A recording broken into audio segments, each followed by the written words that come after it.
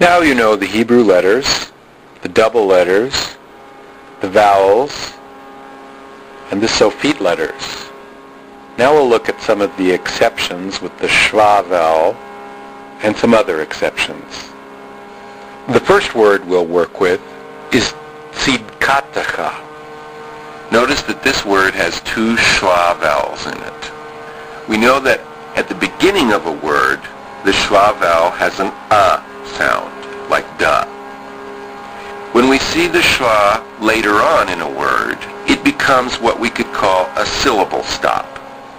So instead of saying tzidka, the schwah tells us that the dalet after the tzadi is the end of the syllable. So the sound we make is tzid. Then when we continue on with the word, the next letter is ka. Now we see another schwah. Now usually when it's the second schwah in the word, it again gets the sound. Often in Hebrew that has vowels written with it, they'll put a line or 3 dots above the letter with the second schwah to remind you that it again gets the sound. So the tav that's in this word at the second to the last place in the word regains the sound. So it's ta, cha is the end of the word. So let's sound this word out. Tzid, ka, ta, cha.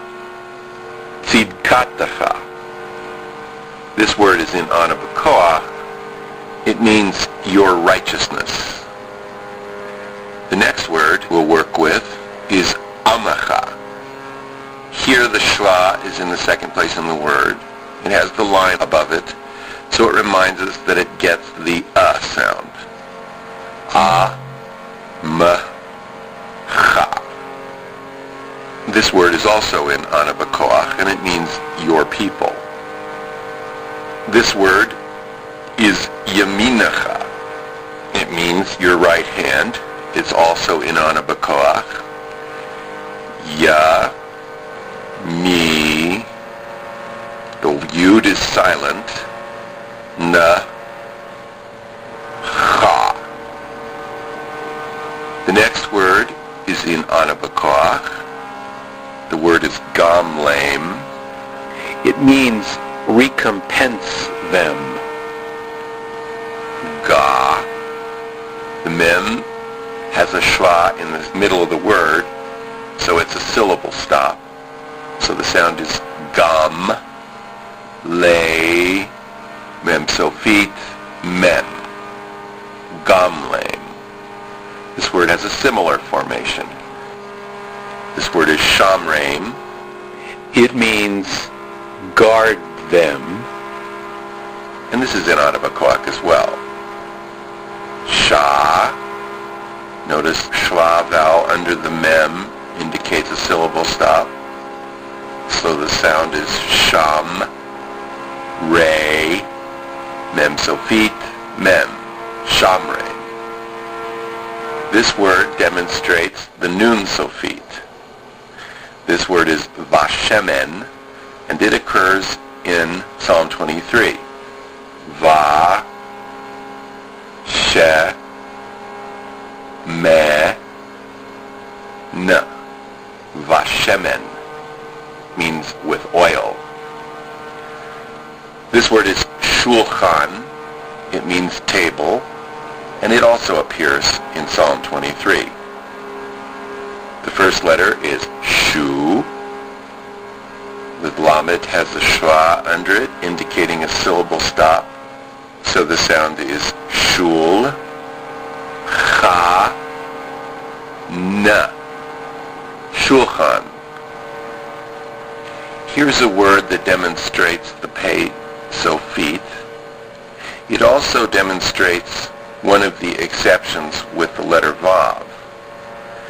Here, instead of pronouncing the V sound, the vav becomes simply a placeholder for the vowel. So we just say O when we get to the vav. V, zo, K, This word means to unbend or to straighten out. Here's another word that demonstrates the pei sofit. The word is kanaf, and it means wing. Ka, na, f. Kanaf. This word, ya'alotz, means to exalt. Ya, a, lo, tzadi sofit, ts, ya'alotz. Here's another word with the tzadi sofit. Cha, fe, tzadi sofit, ts, chafetz. It means to wish for, to desire. Now this word, ruach, demonstrates one more exception. When we see the letter chet at the end of a word with a patach or a kamatz vowel under it, instead of making it sound like cha, as it would seem obvious from what we've learned, in this exception we say ach. It only occurs with the letter chet, and you'll only see it with the patach and the kamatz vowel. This word also demonstrates how the vav, the middle letter in this case, becomes simply a carrier for the vowel. So instead of a vu sound, it gets an u sound. Ruach. It means wind or spirit, and you'll see it in the first verse of the Torah. This word has the same situation with the chet at the end of the word. We also see the vav holding the vowel and not being pronounced. This word is poteach. It means to open. Let's pronounce it. Po, te, ach. Now, we have one more exception. This is when you see a yud at the end of a word, and the letter preceding it has a patach or a kamatz under it. Instead of going cha or ach, we say chai.